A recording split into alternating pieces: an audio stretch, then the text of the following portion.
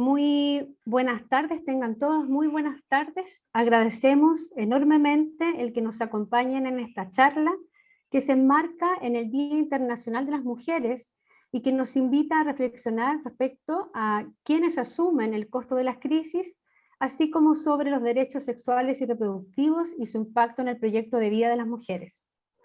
En nombre de la Oficina de Género y Diversidad Sexual OCDIS de la Facultad de Economía y Negocios de la Universidad de Chile, les damos la bienvenida. Mi nombre es Inés Castro, directora de esta oficina, y junto a Fabiola Díaz somos el equipo de la OCDIS. Asimismo, agradecemos el interés por participar hoy en la búsqueda de visibilizar y reflexionar respecto a las situaciones que enfrentamos las mujeres en las distintas crisis, escenarios que son normalizados bajo un orden estructural, el cual escasamente se cuestiona. Para ello nos acompañan, en primer lugar, Lucía Escuro Soma, socióloga de la Facultad de Ciencias Sociales de la Universidad de la República Uruguay. Se tituló como magíster en Sociología de la Universidad Estadual de Campinas, de Brasil. Desde el 2011 es oficial de Asuntos Sociales de la División de Asuntos de Género de la Comisión Económica para América Latina y el Caribe, CEPAL, donde está a cargo del área de autonomía económica de las mujeres. Entre otros asuntos, da seguimiento a los avances de la Agenda 2030 para el Desarrollo Sostenible en temas de igualdad de género. Estuvo a cargo de los proyectos de género en la oficina del Fondo de Naciones Unidas para la Población, UNFPA, en Uruguay entre el 2010 y el 2011. Fue coordinadora del Sistema de Información de Género del Instituto Nacional de las Mujeres dentro del Ministerio de Desarrollo Social en Uruguay entre el 2008 y el 2011. Fue docente investigadora del Departamento de Sociología de la Facultad de Ciencias Sociales, donde trabajó desde el año 2000 en temas de ciudadanía social de las mujeres, uso del tiempo y trabajo no remunerado, uso de los espacios públicos y juventudes.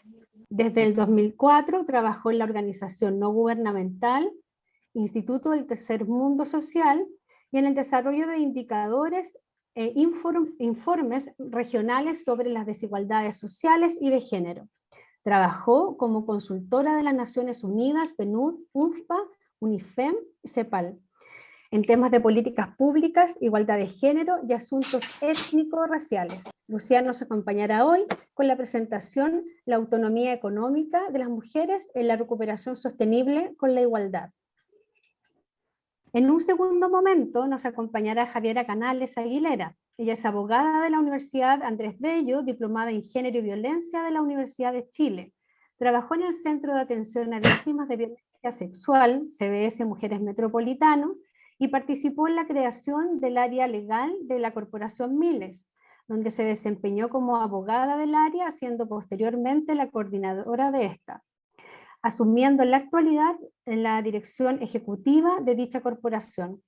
Asimismo, fue abogada voluntaria en la Congregación de Hermanas Hospitalarias San Benito Meni, donde trabajó con mujeres en situación de calle y discapacidad mental, en general siempre dedicando el quehacer del área jurídico-legal a la vinculación con temáticas de género y violencia contra las mujeres. Javiera nos acompañará hoy con la presentación Crisis en Chile y su afectación a los derechos sexuales y reproductivos. Les pido vayan dejando sus comentarios y consultas en el chat, si es posible directamente a Inés Castro, que soy yo, las cuales serán respondidas al finalizar las presentaciones. Muchas gracias. Adelante, Lucía. Muchísimas gracias, Inés, y muchísimas gracias por esta invitación.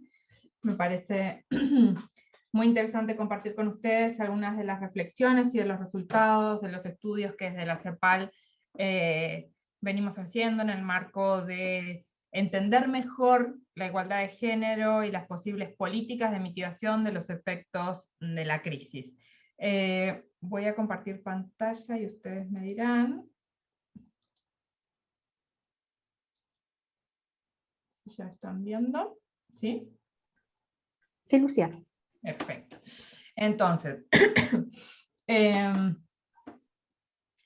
Bien, en primer lugar, contarles que durante el 2020 y a partir de la crisis estuvimos desde la División de Asuntos de Género trabajando sistemáticamente no solamente en la recopilación de información respecto a las medidas que los gobiernos de la región están tomando para mitigar la crisis y de las medidas con perspectiva de género, sino también muy atentas a la producción de información estadística que los países estuvieron y están haciendo, y a los propios cálculos, procesamientos, análisis de la información que pudiéramos hacer desde la CEPAL.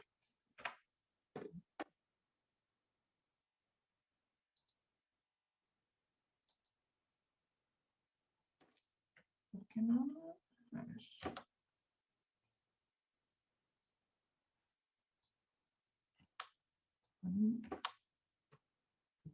No ven más mi presentación, ¿verdad? No. Ay, Dios, esto siempre sucede cuando... Mil disculpas. Ahí sí, tampoco. Vamos a ver si...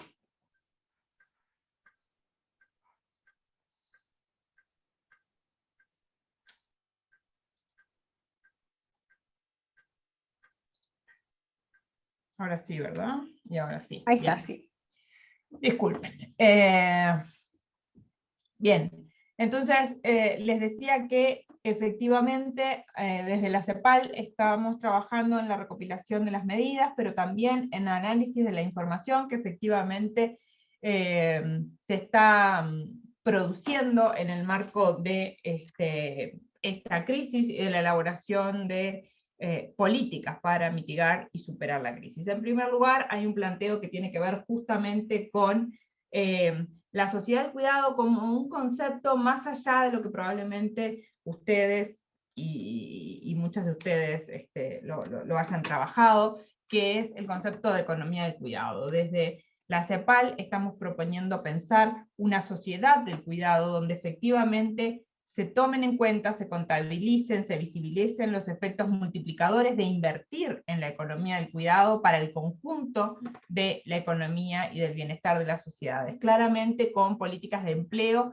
y cierres además de brecha digital, y estos son, yo creo, los dos grandes pilares que dejó la crisis evidenciados. Por un lado, la necesidad de repensar el cuidado y de repensarnos en términos de la distribución del cuidado y del bienestar, de la producción para el bienestar en el marco de los países de la región principalmente, y por otro lado, la aceleración de la implementación de la era digital o de lo que tiene que ver con la economía digital, y por supuesto el cierre de brechas, sobre todo que afectan a las mujeres respecto a el uso, el aprovechamiento de la economía digital. Por eso la propuesta, como hemos dicho reiteradamente, tiene que ver con una recuperación que no necesariamente nos devuelva a marzo del 2020, sino que efectivamente implique después de este año, más de un año de crisis sanitaria, social, económica, que implique una transformación en el paradigma, una política fiscal que efectivamente esté al servicio de el bienestar y de una mejor distribución en nuestros países, con perspectiva de género y con un enfoque transversal en todos los espacios de decisión política. Claramente algo me pasa con el pasaje de las slides. Bien, como ustedes saben, ya desde la Conferencia Regional sobre la Mujer del 2016 en Montevideo, la propuesta ha sido trabajar sobre 4 nudos estructurales de la desigualdad, y ellos son la desigualdad socioeconómica y la pobreza, la división sexual del trabajo, los patrones culturales patriarcales y la concentración del poder. Y cada uno de ellos con una serie de diagnósticos que hacen a las desigualdades de género y que tienen que ver, por ejemplo, con la concentración de mujeres en sectores de baja calificación y claramente afectados, en este caso por la pandemia, la amplísima mayoría de mujeres en lo que llamamos la primera línea de respuesta, y el aumento de la carga de cuidados, la sobrecarga que tienen las mujeres respecto al trabajo no remunerado. Pero también, por ejemplo, la menor participación en la toma de decisiones y la poca, escasa participación que han tenido las mujeres y los organismos para el adelanto de las mujeres en los comités o en las instancias de decisión política respecto a la respuesta hacia la pandemia. Por otro lado, la sobrerepresentación de las mujeres en hogares pobres, que ya vamos a ver ahora cuáles son los cálculos y cuántos millones de mujeres en hogares pobres nos va a dejar esta pandemia, el mayor desempleo y la exclusión de la fuerza de trabajo, la informalidad, que ya era una cuestión estructural de nuestra región, y las barreras de acceso a los servicios financieros y la brecha digital. Y por supuesto, dentro del nudo de los patrones culturales patriarcales, la persistencia de la violencia, los problemas de la violencia en el marco del confinamiento, y la acentuación de la violencia, de este nuevo tipo de violencia que tiene que ver con la ciberviolencia o el uso de las redes y del ciberespacio como un lugar más donde medir, regular, mitigar la violencia de género y la violencia hacia las mujeres concretamente. Claramente, la pandemia deja una fisura muy grande, y como nosotros hemos dicho en la presentación de resultados de este estudio, nos retrasa o nos mueve más de una década hacia atrás en términos de la participación económica de las mujeres. Pero además claramente tiene un efecto, como yo les decía, en la sobrecarga del tiempo de trabajo no remunerado, y algunos países de la región han hecho esfuerzos para contabilizar o para medir algunos de los efectos a nivel de horas o a nivel de percepción de las mujeres respecto a el trabajo de cuidados en el marco de los hogares. En el caso, por ejemplo, de Chile, hay una contabilización que habla de casi 18 horas semanales de trabajo doméstico que dedicaron las mujeres durante la pandemia, versus 8 horas que declaran haber dedicado los hombres. En el caso de Uruguay, por ejemplo, la dedicación diaria habla de 8 horas semanales por parte de las mujeres y 4,6 por parte de los hombres. Y en términos de percepciones, por ejemplo, la encuesta que se levantó en Argentina expresa que un 51% de las mujeres sintieron mayor sobrecarga del trabajo relativo a la producción de bienes y servicios en el hogar, el trabajo de cuidado doméstico y de cuidados en el hogar de forma no remunerada.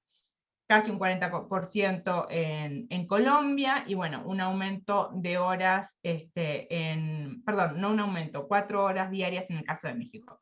Quiero aclarar que esto es un mapeo de esfuerzos de medición que han hecho estos 5 países. En el caso de México y Colombia estamos hablando de fuentes oficiales. En el caso de Argentina, Chile y Uruguay es información que, si bien tiene participación de algunos organismos de gobierno, son encuestas que no necesariamente permiten una comparación directa con las encuestas de uso de tiempo que los gobiernos habían levantado con anterioridad. En el caso de Argentina en el 2013, en el caso de Uruguay también 2013, en el caso de Chile 2015.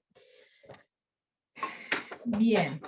Uno de los efectos más fuertes de la pandemia claramente ha sido la salida de las mujeres del mercado laboral. Hay una caída de 6 puntos porcentuales en la tasa de participación de las mujeres, y esto habla, como les decía, de este retroceso de 10 años, un aumento de 23 millones de mujeres en hogares pobres, lo que nos daría una estimación de casi 120 millones de mujeres en América Latina y el Caribe viviendo en hogares por debajo de la línea de pobreza, y una tasa de desocupación que alcanzaría el 22,2% si tomáramos la participación de las mujeres en 2019. Y quiero detenerme ahí porque claramente, como ustedes saben, la tasa de desempleo tiene relación también con la tasa de participación económica. Entonces, si tomáramos las tasas de participación de las mujeres del 2019, estaríamos hablando de más de un quinto de mujeres que no encuentra trabajo. Si tomáramos las tasas de participación actuales, que ya cayeron respecto al año anterior, estaríamos hablando de una desocupación en torno al 12%. Siempre igual con una brecha respecto a los hombres de al menos 5 puntos porcentuales.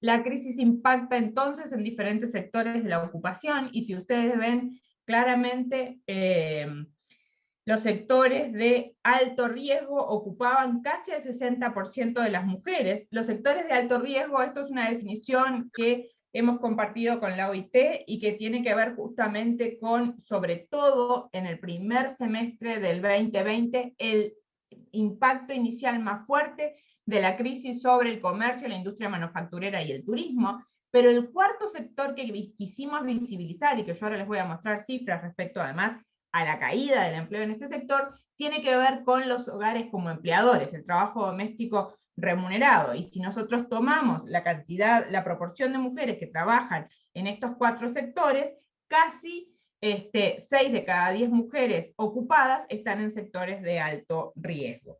Por otro lado, también hay una gran proporción de mujeres en los sectores de bajo riesgo, pero de primera línea de impacto, que son la enseñanza, perdón, la primera línea de respuesta, que son la enseñanza y la salud. En el caso de Chile, por ejemplo, hay casi 74% de mujeres, o sea, de las personas ocupadas en el sector de la salud, casi el 74% son mujeres, sin embargo, con una brecha de 27 puntos, o sea, cada 100 pesos que gana un hombre en el sector salud, las mujeres ganan 73, 74, ¿sí? Siendo que efectivamente están, como decíamos, en este caso, además, en la primera línea de atención, y siendo uno de los sectores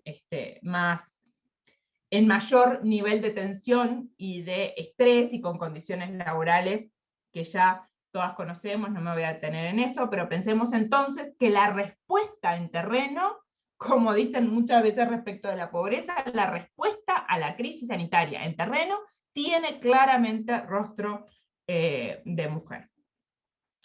Bueno, como les decía, quisimos integrar también la mirada y el análisis del trabajo doméstico remunerado, y si ustedes ven, por ejemplo, en Chile, las estimaciones entre mayo y julio del 2020 hacen pensar que se perdió casi la mitad del empleo doméstico remunerado, o sea, la mitad de los hogares que tomaban mujeres, principalmente, porque más del 90% de quienes se emplean en este sector son mujeres, que tomaban mujeres para el trabajo doméstico, dejaron de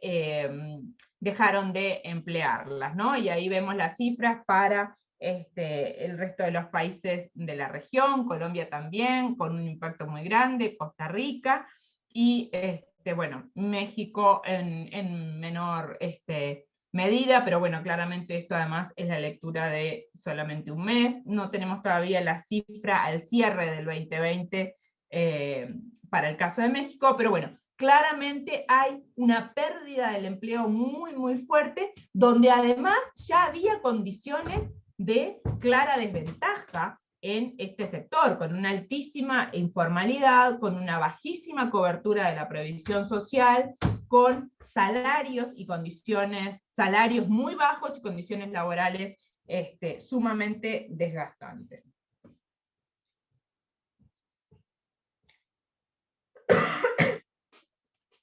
Otra de las cuestiones que yo les planteaba al inicio, y que claramente son, digamos, dos de los frentes más claros que exhibe y que fueron objeto de análisis para los temas de las desigualdades de género, tiene que ver con las brechas digitales de género, ¿no? Y entonces este gráfico que construimos en la CEPAL, bajo una serie de supuestos, lo que muestra es la asequibilidad de Internet en los primeros quintiles de ingresos, ¿sí? En este caso es el quintil 1 y 2, y la proporción de mujeres sin ingresos propios. Entonces, si bien claramente el costo de Internet, sea fijo o móvil, en Chile es en el país donde es menor, todavía estamos hablando de que en estos quintiles de ingresos hay 1 de cada 3 mujeres sin ingresos propios. Esto quiere decir que por más bajo que sea el precio de acceder a Internet, que por supuesto Chile está en muchísimo mejor condición que todo el resto de los países de la región, claramente las mujeres enfrentan un problema respecto a poder comprar o poder acceder a este tipo de activos de la sociedad, de la economía digital, siendo que 1 de cada 3 no tiene ingresos propios y no podría decidir individualmente, por ejemplo, tener un plan de internet móvil, colocar internet en su hogar, porque depende absolutamente del ingreso de otro miembro del hogar. ¿Qué es lo que estamos planteando entonces desde la CEPAL? Bueno, claramente hay una mirada hacia cómo entendemos que sea esta recuperación de la pandemia, que como dije al inicio, efectivamente no puede dejarnos en el mismo punto que el 5, el 6, el 10 de marzo del 2020, porque claramente también en ese momento, sin atravesar la pandemia, vivíamos lo que llamamos los nudos estructurales de la desigualdad de género y donde claramente había desigualdades, entonces, y principalmente para las mujeres.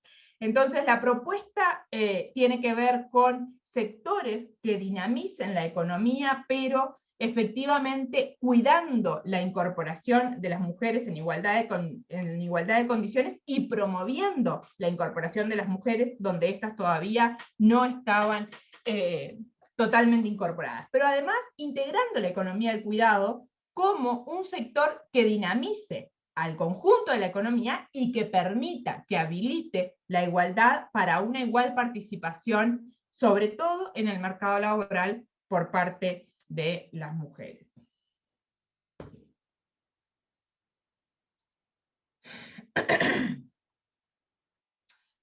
Bueno, esta es una propuesta que además estamos trabajando también con el gobierno de Chile respecto a cómo cerrar la brecha del acceso digital y qué implicaría cerrar la brecha digital de género a través de una canasta básica digital en los países de la región. Y claramente no me voy a detener en esto porque espero y ojalá poder tenerles más información y tener en todo caso un futuro diálogo sobre este tema concretamente que queremos trabajar más en profundidad, pero bueno, en principio estamos haciendo cálculos de que 4 de cada 10 mujeres se beneficiarían con una canasta básica digital, donde efectivamente cerraríamos acercaríamos a un cierre de brecha digital para las mujeres. No sé si ya tengo algún mensaje, pero me quedan poquitas láminas en todo caso, Inés, así que espero ir más o menos bien con el tiempo. Bien, ¿qué es lo que estamos planteando entonces en grandes líneas? En primer lugar, y como les decía claramente, el cuidado remunerado a través del sector de los hogares como empleadores, tiene que ser una prioridad para la reinserción económica de las mujeres, sobre todo de las mujeres de los primeros quintiles de ingresos, que son las que acceden a este subsector para adquirir, para obtener ingresos propios, y entendemos que claramente acá tiene que haber una política muy activa de priorización de los sectores de la economía del cuidado, no solamente de la salud, como ya por supuesto fue establecido en casi todos los planes de vacunación de la región, sino también de la enseñanza, entendiendo que esta prioridad tiene que hacer que niños y niñas retornen efectivamente a las escuelas, pero también entendiendo que las cuidadoras de los hogares y las personas, las mujeres básicamente que se dedican al trabajo doméstico remunerado, también efectivamente tienen que ser parte de la priorización en la vacunación, porque claramente es donde se está perdiendo el empleo, pero además donde se está generando, digamos, esta falta, digamos, de cuidado que brindaba el mercado a través del trabajo remunerado de las mujeres, y que claramente están dejando de emplear los hogares y generando probablemente mayor asimetrías. Estamos hablando de mayor asimetrías en los hogares, digamos, donde se prescinde del trabajo doméstico remunerado. Estamos hablando, por supuesto, de condiciones de trabajo doméstico remunerado, de condiciones de trabajo decente, formal, y con jornadas de trabajo bajo la ley y bajo los acuerdos internacionales que los países han suscrito, ¿no? Efectivamente, el trabajo doméstico remunerado, como yo decía, es uno de los sectores de mayor informalidad, de mayor precarización, etc. Estamos hablando de volver a una lógica de empleo para las mujeres, pero empleo con las mejores condiciones, justamente. Bueno, medidas de protección y retención del trabajo doméstico, como les decía, y efectivamente sistemas integrales de cuidado. Y esto tiene que ver también con una propuesta que ahora les voy a mostrar, que estamos calculando para México, donde los sistemas de cuidado no se vean como un gasto exclusivo y como una erogación del Estado, sino que se vean en el marco de la redinamización y efectivamente de la inversión del Estado en dinero no solamente que se coloca al servicio del bienestar de la población, sino que también vuelve al Estado a través de la regularización, fiscalización, los impuestos al trabajo, que efectivamente generen mejores condiciones para quienes hacen uso de este sistema, pero también para quienes se emplean en las distintas instancias que puede ofrecer un sistema de cuidados. Como yo les decía, no sé si ya lo ven, perdón. Hicimos algunos cálculos respecto a cómo sería una inversión en el sistema de cuidado, en un sistema en la economía del cuidado en México, y efectivamente queríamos sacar esta mirada de la lógica del gasto y ponerla mucho más en la columna de la inversión fiscal, y efectivamente estamos hablando, por ejemplo, de un aumento de casi 4% del PBI, junto efectivamente a la generación de empleo y de ingresos de las personas que se emplean en este sector, un aumento del consumo, una generación de nuevos recursos a través de la recaudación fiscal, de casi un 0.3% de la recaudación fiscal, y un aumento de la inversión en cuidados, y esto tiene que ver con no solamente infraestructura, sino también todo lo que implica en términos de el primer círculo de la demanda de los cuidados, pero también todo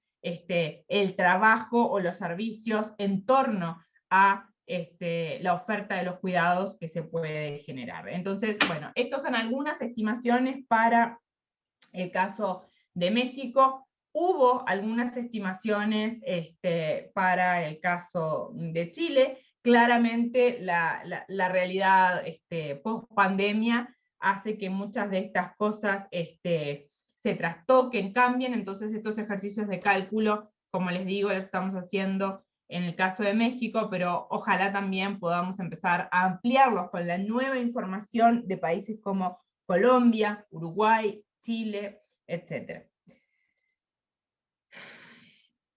Bien, ¿qué es lo que planteamos en términos de nuevo pacto fiscal? Y como yo les decía, un poquito mover esta lógica de solamente pensar en las políticas de género en la columna del gasto y pensar en la movilización, por ejemplo, de recursos públicos adicionales para aumentar la progresividad de los sistemas tributarios, ampliar el espacio fiscal para asignar recursos para hacer frente a la pandemia desde la perspectiva de género. Estaba conversando hace un rato en un webinar con colegas de la sede de Naciones Unidas en Nueva York y con colegas de Inglaterra, y claro, hablábamos de este trade-off o esta tensión cada vez que en momentos de crisis se habla de expandir el gasto, de ampliar el gasto. Ahora, claramente, en otras crisis financieras y económicas, poco dudaron los gobiernos del primer mundo en expandir el gasto a través del salvataje de los bancos y de las entidades financieras. Sin embargo, claramente a los gobiernos les cuesta muchísimo más entender la expansión del gasto hacia posibilidades, digamos, de ingresos para las familias que posibilidades, por ejemplo, de salvataje de grandes empresas, bancos, financieras, etc. Y, como decía, promover paquetes de estímulos fiscales orientados a proteger los ingresos y el empleo de las mujeres, y visibilizar cuáles son las posibilidades de la inversión en la economía del cuidado, con un diseño que efectivamente permita que la economía del cuidado se transforme en un dinamizador del conjunto de la economía y alimente la propia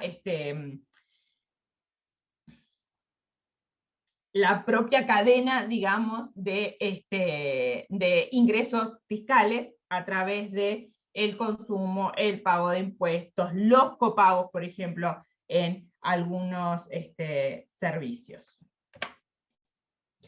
Por último, y en síntesis, 118 millones de mujeres se van a encontrar en situación de pobreza, 1 de cada 2 mujeres está ocupada, más de 1 de cada 2, está ocupada en sectores de alto riesgo, como el turismo, el comercio y la manufactura. Hay una fuerte salida de mujeres de la fuerza laboral, lo que implica un retroceso de aproximadamente 10 años. Hay una pérdida grande del trabajo doméstico remunerado, siendo que además este trabajo afecta a las mujeres de menores ingresos. Claramente hay una presencia muy fuerte de las mujeres en la primera línea de respuesta en el sector de la salud, y se ha exacerbado la carga de los cuidados no remunerados, principalmente para las mujeres, y claramente la brecha digital afecta en muchísimo mayor medida a las mujeres de los hogares con menores ingresos y a aquellas que además no tienen ingresos propios. Así que yo creo que con esto debo haber cumplido aproximadamente mis 20 minutos. Lo dejaría por acá y quedo totalmente a disposición. Muchas gracias, Lucía, por tu presentación. Esperamos tenerte hasta el final para poder responder algunas preguntas que puedan surgir. Y damos paso a Javiera Canales, directora ejecutiva de la Corporación Miles. Hola a todos y a todas, muchas gracias. Gracias, Lucía, por tu presentación, fue súper ilustrativa y nos da la oportunidad para poder incorporar también el trabajo que nosotras venimos dando desde la Corporación Miles y de qué forma esto ha impactado duramente en la vida de la chilena, y dice mucha relación también con las cifras que viene Lucía mostrando sobre que, de hecho, las cifras más alarmantes corresponden en muchos casos a nuestro país. Y esto es muy cierto. Más allá de las cifras, nosotras atendemos a mujeres, principalmente atendemos mujeres jóvenes. Nosotras, la Corporación Miles, para quienes no nos conozcan, somos una organización no gubernamental dedicada al trabajo con mujeres y niñas para que puedan trabajar, ejercer libremente su derecho sexual y derecho reproductivo. Somos un organismo de atención, atendemos desde diversas áreas. En torno a los derechos sexuales y reproductivos tenemos un área legal, un área de salud sexual, un área de investigación, un área de atención psicosocial, un área de comunicaciones, y promovemos, en definitiva, trabajamos para promover políticas públicas en este sentido, y tenemos un rol bastante participativo en torno a la ley de interrupción voluntaria del embarazo en 3 causales. Y en este sentido, nosotras veníamos levantando cierta alerta a propósito de la experiencia internacional que ya tenemos a nivel mundial sobre pandemias. Particularmente le ocurrió eso con el ébola en Sierra Leona, donde, según información de la ONG Save the Children, el confinamiento por 9 meses provocó un aumento de casos de trabajo de explotación sexual infantil, del embarazo adolescente, la explotación de la violencia de los hogares y las comunidades, y se estiman que la pandemia del ébola generó un retraso en la escolarización de 1,7 millones de niñas. En este sentido, nosotras desde el estallido social, tenemos en Chile también la experiencia del terremoto del año 2010, en donde hubo un desabastecimiento en toda la región, afectada principalmente por el terremoto, de anticoncepción, y provocó en muchos casos maternidad forzada, embarazo no deseado y no planificado. Entonces, teniendo la experiencia internacional y la experiencia nacional, nosotras, a propósito de esto, empezamos a levantar alerta. En el estallido social, en el mes de noviembre y diciembre, nosotras pesquisamos un desabastecimiento de anticonceptivo y misoprostol y mifepristona. Estos medicamentos son medicamentos que son esenciales para el ejercicio de la interrupción voluntaria del embarazo.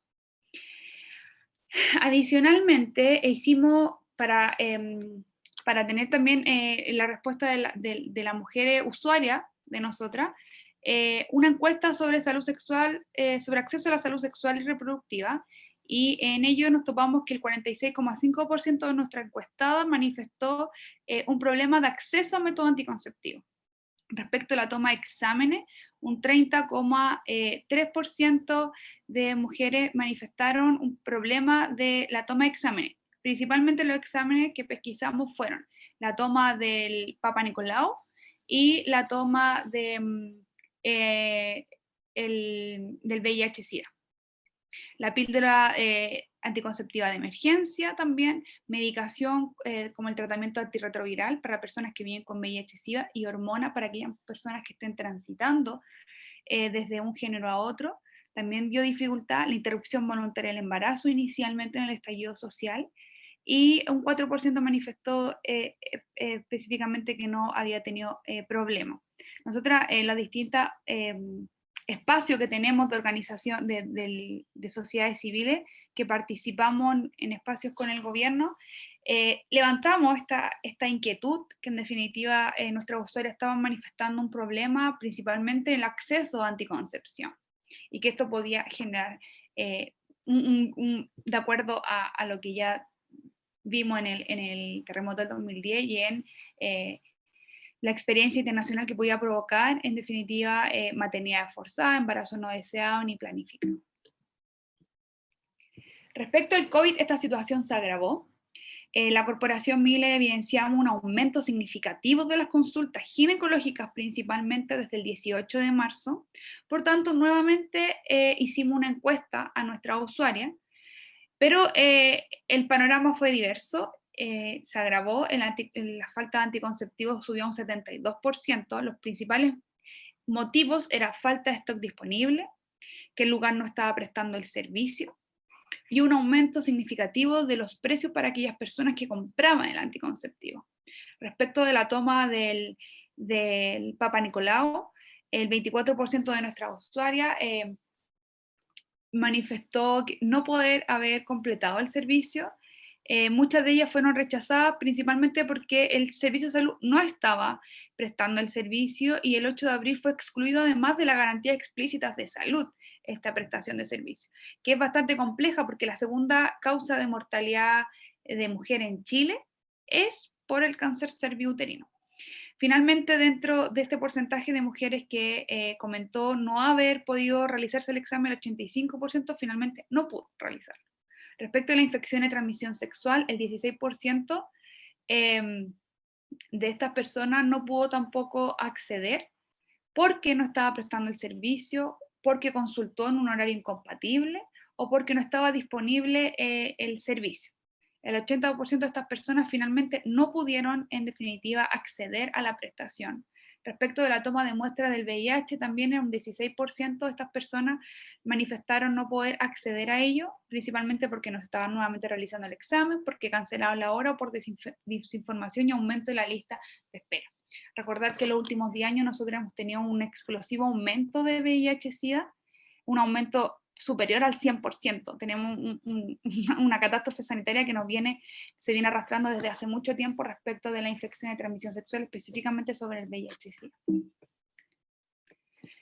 Respecto nuevamente del stock de medicamentos, tuvimos información sobre que nuevamente el misoprostol y mifepristona, medicamentos esenciales para el ejercicio de la ley de interrupción voluntaria del embarazo, no estaba con disponibilidad del medicamento. 71 establecimientos no recibieron el misoprostol y medicamento esencial para la IVE, y el déficit nacional de este medicamento alcanzaba las 430 cajas, 203 en abril y 225 en mayo, de acuerdo a lo reportado. Respecto del stock de anticonceptivos, Senabar nos informó que no se distribuyeron anticonceptivos orales combinados ni anticonceptivos orales de progestina sola desde abril del año 2020. O sea, hasta el mes de abril del año 2020. Así, los 140 establecimientos de salud informados que distribuyen este anticonceptivo o estos anticonceptivos no habían recibido métodos anticonceptivos para la población bajo control de la fertilidad. Esto fue nuestra primera pesquisa en el primer trimestre del año pasado. Continuamos con la misma modalidad, hicimos una segunda encuesta a nuestra usuaria en el mes de julio, y nos encontramos que hubo nuevamente un aumento respecto de las barreras al acceso a métodos anticonceptivos. El 74% de ellas manifestaron no haber podido acceder por falta de stock disponible, porque nuevamente el lugar no estaba prestando el servicio, y un aumento significativo en los precios. Esto ha sido sostenido en el tiempo y no ha cesado. Respecto del Papa Nicolau, el 32% nuevamente sube esta cifra. La mitad de estas mujeres fueron rechazadas porque el servicio no estaba realizando. El 89% finalmente de estas mujeres no pudieron realizarse el examen. Respecto de la toma de muestras del VIH, sube del 16 al 24% nuevamente porque no se estaba realizando el examen, y también por no haber mitigaciones respecto del contagio del COVID, y muchas de ellas no asistieron ante el miedo del contagio. El 45% de las encuestadas respondieron haber tenido alguna dificultad en definitiva para acceder a algún servicio de salud sexual y reproductiva. Este porcentaje es superior a lo que habían anticipado distintos organismos internacionales. Las estimaciones oscilaban entre un torno al 10 y un 40%. Sin embargo, la brecha en torno al 40% son consideradas críticas e implica un aumento significativo de embarazos no planeados, aborto inseguro y muertes maternas. Por tanto, nosotras, esto fue como un breve resumen de nuestro trabajo en la crisis política y social que tuvimos a propósito del estallido social y el inicio de la pandemia, que en definitiva venían a augurar lo que tenemos ahora. Ahora tenemos un problema gigantesco que nosotras en la corporación hemos puesto gran parte de nuestro trabajo a disposición de las afectadas, y fue a propósito de las distintas alertas que se emitieron durante el año 2020 sobre anticonceptivos defectuosos. Es decir, había poco anticonceptivo, hubo desabastecimiento de anticonceptivo, y los pocos anticonceptivos que finalmente lograron llegar a los centros de salud fueron anticonceptivos defectuosos. De estas 5 alertas fueron en el mes de enero el anticonceptivo Ciclomex 20, en el mes de agosto Anulet CD, 2 lotes distintos, Miniges 15, Miniges 20 y Corby Marbelón, toda ella hasta el mes de octubre del año 2020. Nosotras, si bien hemos pesquisado afectadas en las distintos tipos de anticonceptivos usuarias, afectadas a distintos tipos de anticonceptivos, no hemos detenido específicamente en el anticonceptivo Anulet CD, porque en Chile las mujeres que consumen anticonceptivos, el 60% de ellas consume anticonceptivos Anulet CD porque o son usuarias de los servicios de atención primaria, que son distribuidos gratuitamente, o por el bajo costo que tienen este anticonceptivo en la farmacia. ¿Ya? En Chile el anticonceptivo no es un servicio, un derecho universal. Solamente mujeres que puedan acceder las mujeres que pueden acceder en definitiva son aquellas que sean de letra A o letra B de FONASA, es decir, aquellas mujeres que pertenezcan a los quintiles más pobres de nuestra población, que no puedan proveerse por ellas mismas el anticonceptivo.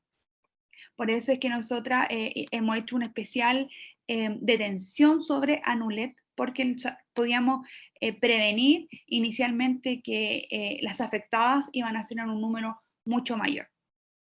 La información que hemos pesquisado hasta ahora ha sido únicamente con la información que hemos solicitado por transparencia hasta el día de hoy. El Ministerio de Salud no ha hecho una trazabilidad sobre cuál es el número de afectados, así que no lo sabemos, pero sin embargo sabemos que este anticonceptivo se compró en septiembre del año 2019 y la alerta se emite en el mes de septiembre del año 2020. Por tanto, estos lotes anticonceptivos se distribuyeron a lo largo de Chile durante un año. Fueron alrededor de 270.000 blister anticonceptivos distribuidos a lo largo de nuestro país.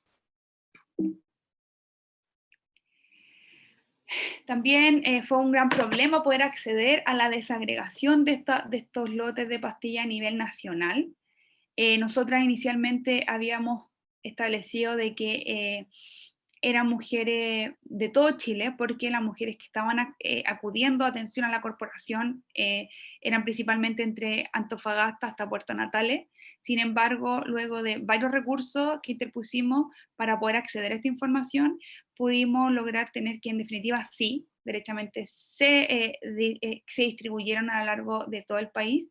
Y desafortunadamente los lotes que en mayor medida se distribuyeron fueron al servicio metropolitano sur y también a Valparaíso, también en el sector sur, lo que genera que además estos sectores es una especial vulnerabilidad social que está muy de acuerdo a la caracterización de los casos que nosotras tenemos. Estas mujeres principalmente son mujeres de vulnerabilidad social que accedían a servicios gratuitos de salud, que por la pandemia y por lo que nosotros veníamos pesquisando anteriormente, habían sido suspendidos todos sus controles, por tanto no tuvieron acceso a la información de forma inmediata. Como bien decía Lucía, hay una brecha respecto del Internet en Chile, que quizá es menos malo a nivel regional. Sin embargo, la brecha digital fue gigantesca para estos casos porque esta información fue solamente difundida por una página web del Instituto de Salud Pública. Por tanto, las mujeres, no una página que habituemos el usuario común y corriente de Internet. Y respecto de las mujeres rurales, la brecha es mucho más. Entonces no fue hasta el mes de diciembre cuando aparecieron los primeros 30 casos y que fue de interés para los medios de comunicación, que las mujeres vinieron a enterarse muchas veces de que estaban consumiendo anticonceptivo defectuoso con embarazos que ya estaban en curso. En los primeros casos de aquellas mujeres jóvenes principalmente que acudieron inmediatamente a nosotros, pudimos hacer ciertos recursos o ciertas acciones urgentes para el cambio del anticonceptivo de forma inmediata o uno de larga duración o al cambio de esto. Sin embargo, aquellas mujeres que no pudieron tener la información de forma inmediata terminaron cursando ahora actualmente maternidades no planificadas y en muchos casos tampoco no deseadas.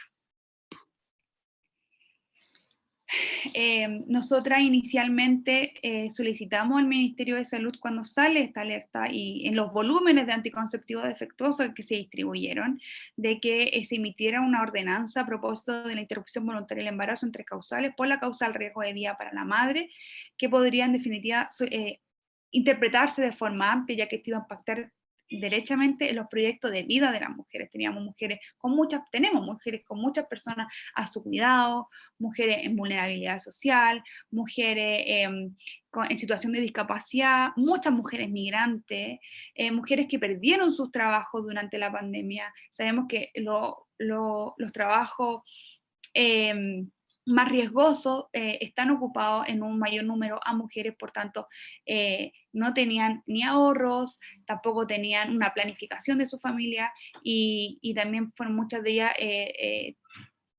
sus trabajos cesaron. Por tanto teníamos situaciones bastante complejas.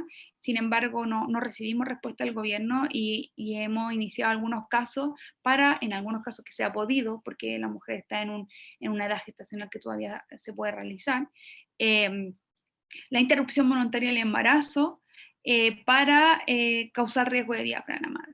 Afortunadamente, la semana pasada tuvimos el primer fallo de la Corte de San Miguel que ordena a un CESFAM evaluarlo ya que la mujer se encontraba en una situación bastante precaria, de vulnerabilidad social, y además en una situación bastante lábil emocionalmente porque ella había postergado su maternidad y había perdido su trabajo y un montón de factores que en definitiva se puede interpretar ampliamente esta causa.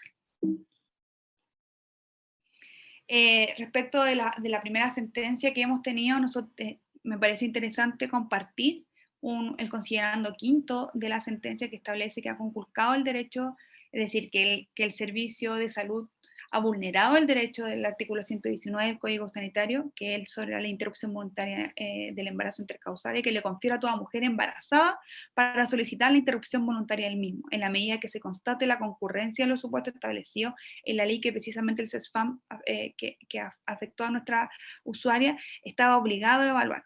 La omisión antes mencionada resulta particularmente lesiva en el caso que se analiza, ya que es un hecho de público conocimiento que el transcurso del tiempo es un factor de estudio relevante de cara a la salud de la madre, cuando se adopta la decisión de interrumpir un embarazo con mayor número de semanas de gestación. En definitiva, lo que le está diciendo a la Corte, al servicio de salud, es precisamente, en casos tan graves como esto, la atención debe ser eficaz y debe ser en un periodo corto de tiempo.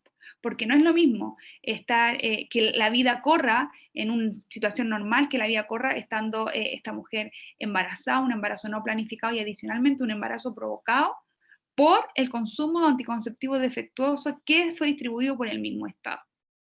Entonces, en ese sentido, nos parece bastante interesante compartir también y socializar este tipo de decisiones de la Corte. Sin embargo, desafortunadamente, estos desafortunados casos y de mujeres que se encuentran en situaciones bastante graves de vulnerabilidad y de violación a sus proyectos de vida, era algo que se podía prevenir, que de las distintas organizaciones de la sociedad civil veníamos advirtiendo hace bastante tiempo, y desafortunadamente las crisis es cuando, como bien decía la exponente anterior, cuesta como que puedan proveer de lo necesario para el trabajo con las mujeres y sobre todo el acceso a la salud sexual y a la salud reproductiva, que impacta directamente los proyectos de vida de las mujeres en un país donde adicionalmente el aborto fuera de las 3 causales es considerado ilegal.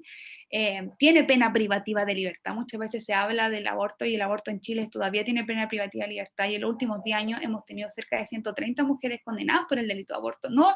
Y muchas de ellas no privadas de libertad, pero condenadas por el delito de aborto. Entonces, dejarla en una situación donde ellas habían planificado sus proyectos de vida y en unas situaciones tan graves como la que estamos atravesando de crisis sanitaria y crisis económica, es complejo que se vulnere el acceso a este tipo de salud, la falta de regulación de la misma y la falta de fiscalización sobre esto, porque impacta derechamente a la vida de las mujeres. Eso, muchas gracias. Muchas gracias, Javiera. Quisiéramos saber si alguien tiene alguna consulta, alguna duda, que puedan escribirnos en el chat. Hola, yo soy Sofía. ¿Puedo hablar por micrófono? Sí, por supuesto.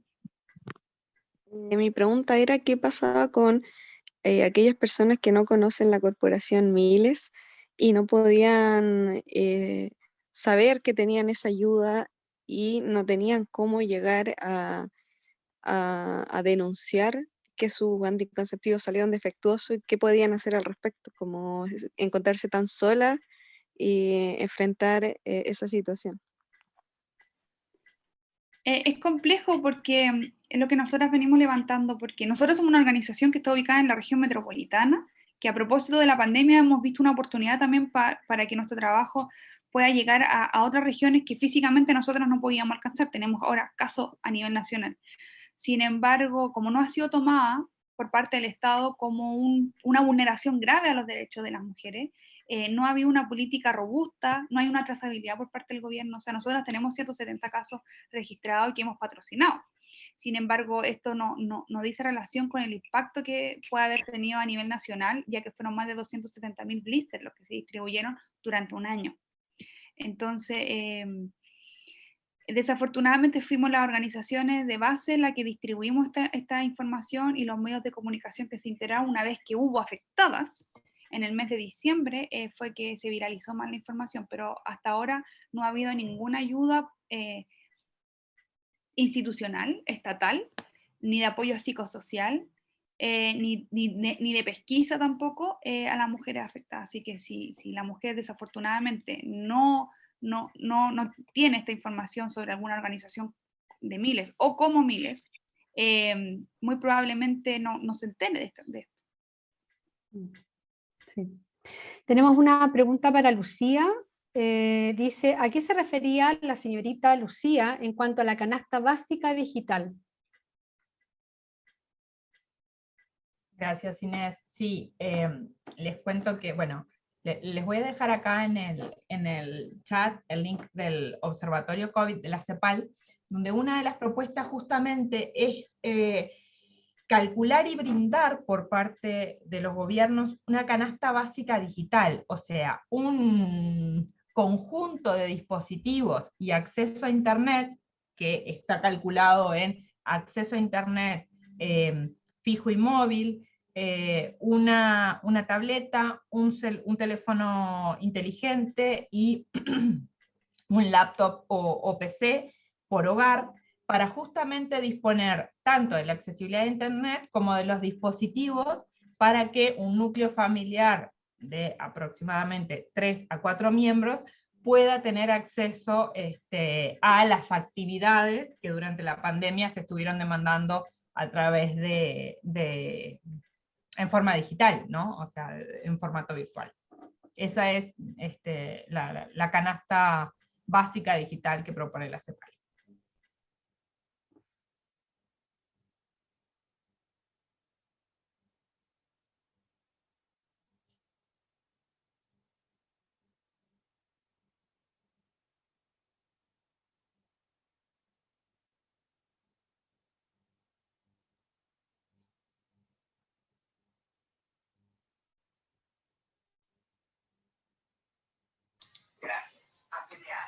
Sí, hay otra pregunta, Inés.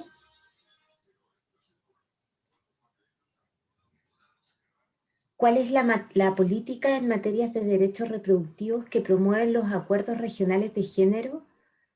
Políticas donde hay más consenso. Es una consulta que está dirigida a Lucía. Esto ha sido, gracias Fabiola, a ver, los temas de salud sexual y reproductiva claramente vienen y tienen un hito muy importante en la conferencia de Cairo en 1994 a nivel global. Por supuesto que lo trae también Beijing en el 95, la primera conferencia mundial de la cuarta conferencia mundial de la mujer, y a nivel regional yo diría que ha habido avances. Claramente no hay un acuerdo donde probablemente, por ejemplo, el movimiento de mujeres y las organizaciones feministas se sintieran del todo cómodos. Los gobiernos ya sabemos que tienen algunas todavía reticencias respecto a, por ejemplo, algunos servicios de salud sexual y reproductiva. Ahora, creo que ha sido un camino justamente donde ha sido importante no retroceder, ¿sí? Y por ejemplo, en el compromiso de Santiago, que es la instancia regional aprobada en enero del 2020, claramente hay una ratificación de la importancia de los servicios que garanticen los derechos de la salud sexual y reproductiva de las mujeres con una mirada integral, ¿sí? Y efectivamente, bueno, como todos sabemos, esto es un esfuerzo a nivel regional, pero que tiene a nivel de los países sus luces y sus sombras, donde ha habido mayores avances y en algunos casos ha sido más difícil, digamos, la consolidación, sobre todo, por ejemplo, de procesos como la interrupción voluntaria del embarazo. Había una pregunta que dice, Javiera, ¿pudo la señora del recurso de protección acceder a abortar? Y además te quería consultar respecto a las situaciones que finalmente llevan a normalizar esto y finalmente la mujer es la responsable de aquellas situaciones. Y dado que ustedes tienen atención o tienen, digamos, esta área de atención, Quisiera saber si en la eventualidad, y obviamente con el respeto que merecen las mujeres que se acercaron a ustedes, nos pudieras comentar un poquito cómo vivieron ellas el darse cuenta de esta situación, de haber estado con un método de protección, con un método preventivo del embarazo, y en primera instancia darse cuenta de que esto no estaba funcionando. ¿Cuáles fueron los elementos que primero saltaron a la vista, tanto de ellas como de las personas que las rodeaban? Son dos preguntas en una. Súper. Finalmente la mujer por la que ingresamos el recurso no abortó, no decidió abortar porque nosotros ingresamos ese recurso cuando tenía 8 semanas de embarazo. La dilatación de los procesos administrativos y judiciales en Chile, desafortunadamente no hay ningún recurso ad hoc para la interrupción voluntaria del embarazo. Por tanto, sabemos que cuando judicializamos algo, puede pasar muchas cosas en el camino que se dilatan, y adicionalmente no es lo mismo pensar en interrumpir un embarazo en el primer trimestre que en el segundo trimestre o incluso en el tercer trimestre. Y la mujer actualmente tiene 22 semanas. Cuando logramos tener la decisión, tiene ahora 22 semanas de gestación, y ella decidió causar riesgo de vida para la madre. Inviabilidad fetal extrauterina no tiene edad gestacional límite. Sin embargo, por decisión propia, ante la dilatación de la respuesta, porque tuvimos que judicializar, nosotros inicialmente le solicitamos esto al Servicio de Salud, el Servicio de Salud no responde, se vencen los plazos para que nos responda, tiene 20 días hábiles, nosotras judicializamos. Una vez que se judicializa, pueden pasar 4 o 5 semanas en el recurso más expedito que tenemos, que es el recurso de protección o el recurso de tutela que se ve en otros países. Entonces, aún así, siguen siendo muy dilatados los procesos, así que finalmente la mujer decidió no acceder a la interrupción por el avanzado estado de la edad gestacional. Sin embargo, ella se encuentra en una situación súper lábil emocionalmente, como decía de forma anterior, y es compleja la situación porque muchas de estas mujeres estaban, además de ingresar en el programa de salud, de regulación de la fertilidad, también en el programa de salud mental. O sea, había muchas mujeres que estaban consumiendo fármacos o medicamentos para una depresión que tuvieron que suspender por el embarazo, que es precisamente este caso. Y respondiendo a tu segunda pregunta respecto de las sensaciones de la mujer o de qué forma ella, lo primero es como una sensación de desigualdad por el hecho de nosotros recibir anticonceptivos gratuitos, nos dan anticonceptivos malos. Ese es como, aunque hay muchos anticonceptivos que fueron distribuidos también en la farmacia, sin embargo el mayor número y el mayor lote y el que durante mayor tiempo estuvo en distribución a nivel nacional fue precisamente el que se distribuía de forma gratuita en los centros de atención primaria. También una falta de credibilidad del sistema de salud. Muchas de ellas nos dicen, estamos trabajando en una demanda de indemnización de perjuicio en contra del Estado y de reparaciones a estas mujeres. Nos dicen, o sea, más allá del aspecto económico, yo necesito volver a confiar en mis servicios de salud. Porque yo no puedo elegir ser usuaria de otro servicio, yo no puedo elegir irme a otro servicio. Entonces yo quiero seguir, más allá de este embarazo en particular, quiero seguir planificando mi vida, y cómo voy a seguir planificando este aspecto tan importante en un servicio que no me da confianza. Porque tampoco recordar que no se elevaron los estándares de fiscalización, y la multa que se le cursó al laboratorio es una multa un poco irrisoria respecto de las utilidades que le genera. El anticonceptivo estuvo solamente 2 meses en cuarentena y se sigue distribuyendo. Entonces, hay otras que, por ejemplo, se acercaron a nosotras inicialmente, que fueron un grupo de mujeres jóvenes que habitúan las redes sociales, y rápidamente fueron a nosotros y te pusimos, también judicializamos ciertos casos para que le cambiaran el anticonceptivo inmediatamente. Algo que debió haber hecho de forma de oficio, en definitiva, a los servicios de salud, que no ocurrió. Y esas mujeres me dicen ahora, oye, pero si el anticonceptivo se sigue distribuyendo en el servicio, ¿cómo confío? ¿Tomo ese o tomo otro? ¿O me pongo otro? No sé, como toda una confusión, aparte como por la pandemia, porque ahora tenemos nuevamente un nuevo brote. Hay toda una confusión, falta de información y falta de credibilidad de los servicios de salud, que como en Chile tenemos esta suerte de redes de atención primaria, secundaria, terciaria. Los centros de atención primaria son una suerte de gobernanzas locales donde las personas habitúan mucho los consultorios, y tienen como un lazo con los centros de atención primaria, un lazo que desafortunadamente ahora, a propósito de la pandemia y de cómo se trató en definitiva el acceso a métodos anticonceptivos y a la salud sexual y reproductiva, se quebró. Eso. Bueno, agradeciendo a Lucía, a Javiera y a todas las personas que están asistentes. Lucía nos dejó ahí harta tarea para poder revisar, le agradecemos. Esperamos vernos en algún futuro, ojalá con otras noticias, quizás con avances en estas materias que efectivamente en la medida que vayamos conversando se van problematizando porque se van conversando y se van hablando y se van poniendo, digamos, a la vista. Así que, bueno, muchas gracias. Sofía Gómez, levanta la mano, quiere decir algo. Sofía. Quería hacer otra consulta para la expositora de Miles. Quería saber si el gobierno había dado alguna solución post dar a luz a las mujeres, ya que sus procesos son tan dilatados y claramente uno sabe que en 9 meses ya el bebé nace y no están dando respuesta. ¿Ellos han dado alguna solución quizás para adoptar o para dar un apoyo económico cuando nace el bebé o algún sistema que quieran proporcionar? No, hasta ahora no ha habido ninguna respuesta institucional por parte del Ministerio. Nosotros hemos tenido ciertas conversaciones con asesores y asesoras, tanto del Ministro de Salud como de la Ministra de la Mujer y Equidad de Género, pero hay una suerte como de que no es la responsabilidad del Ministerio y que es responsabilidad como de los laboratorios, o sea, que hay una vista más desde el consumo, como que estas usuarias consumidoras deben como judicializar o deben llevar esto donde corresponde.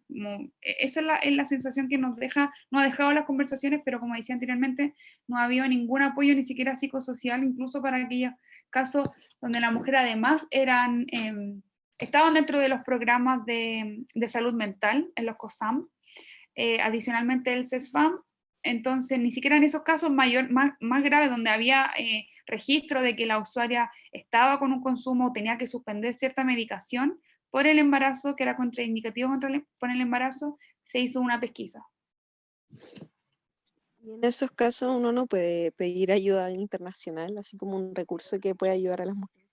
Nosotras hemos ingresado 2 llamamientos urgentes, un urgent appeal a las Naciones Unidas en la Relatoría de Mujeres y Salud, y también ingresamos una carta 41 ante la Comisión Interamericana de Derechos Humanos, con el objetivo también, inicialmente, eso fue en diciembre, de obtener mayor información, porque estábamos teniendo muchas trabas para poder acceder a la información.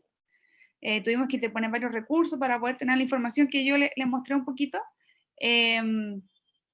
que compartí con ustedes, información que no fue fácil acceder.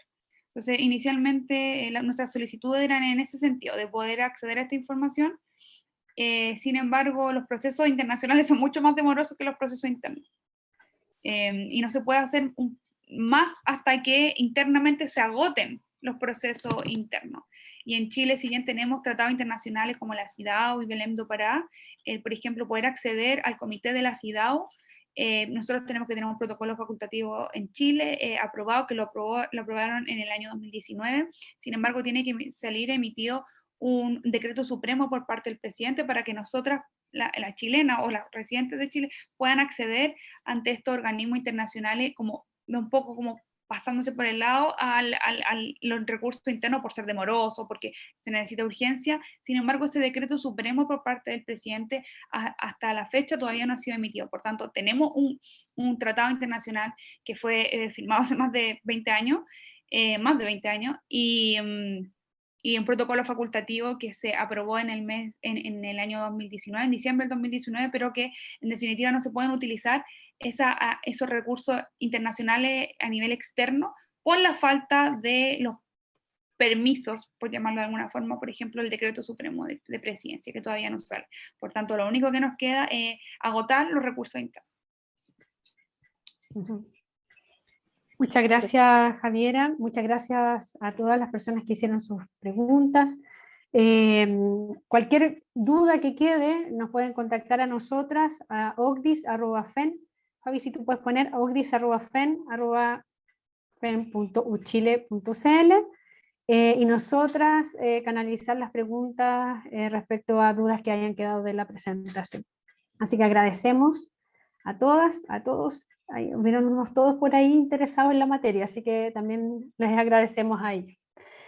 Y con esto damos finalización a la presentación, a la charla de hoy, y bueno, esperamos verla en otro momento, como dije, ojalá que con mejores noticias que vayan favoreciendo nuestro estar también en el mundo con respecto al tema de igualdad y equidad de género. Muchas gracias.